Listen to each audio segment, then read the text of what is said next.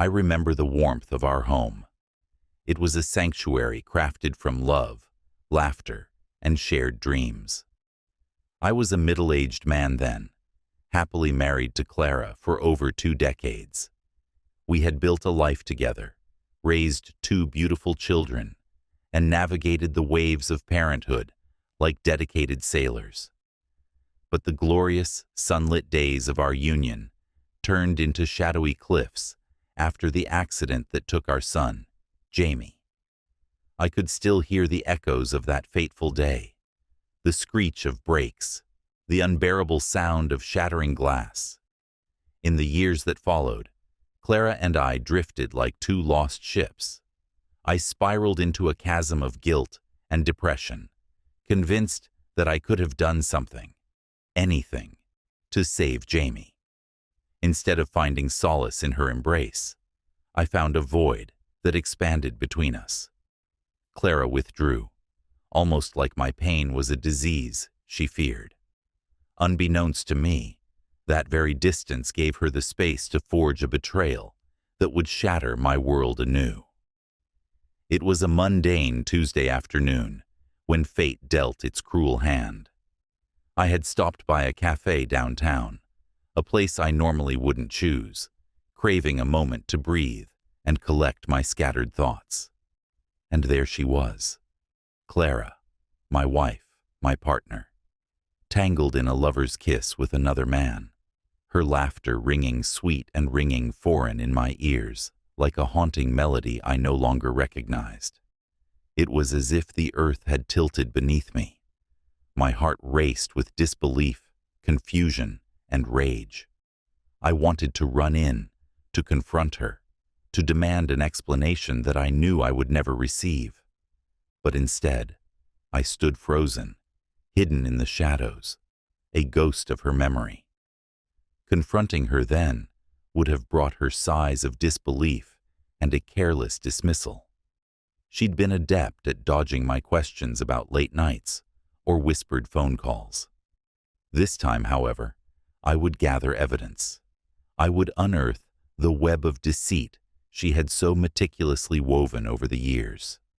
I hired a private detective, a grizzled man who looked like he had seen too much of life's murkiness.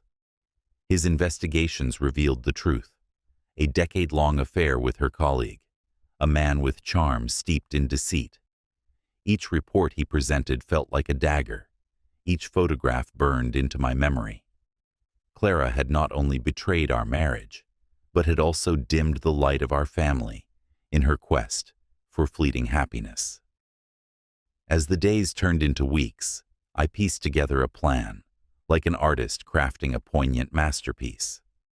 I drafted the divorce papers meticulously, filling them with the sordid details of her infidelities, including timestamps and locations that would leave no room for denial. Each stroke of the pen felt cathartic, a release of the years of pent-up anguish. I felt like a sculptor chiseling away the excess marble to reveal the truth beneath, a truth that would expose her betrayal. The day I confronted Clara arrived, an ordinary Thursday, one that would forever shatter the pretense of our happy family. I stood in the living room, the space decorated with memories of laughter, family dinners, and everything that once felt right in the world. Clara walked in, blissfully unaware that it would be the last time she would stand in the home we had built together as partners. "Hey, honey," she said, her tone bright, almost buoyant. I felt a tightening in my chest, a storm brewing beneath the calm surface. "Sit down," I replied, my voice steady but heavy with unresolved hurt. She looked at me curiously, the smile slipping slowly from her face as she settled onto the couch. "What's going on?" she asked, her brow furrowing. I laid the divorce papers before her, the clean lines stark against the wooden table. "I know about the affair, Clara." For a moment, silence enveloped us like a thick fog. Her eyes widened, and then the mask slipped. "What do you mean you know?" Panic began to coil around her words, arming them with desperation. Did you think you could keep this hidden forever? I leaned forward, my heart slamming against my ribs. I've seen the photos. I know everything.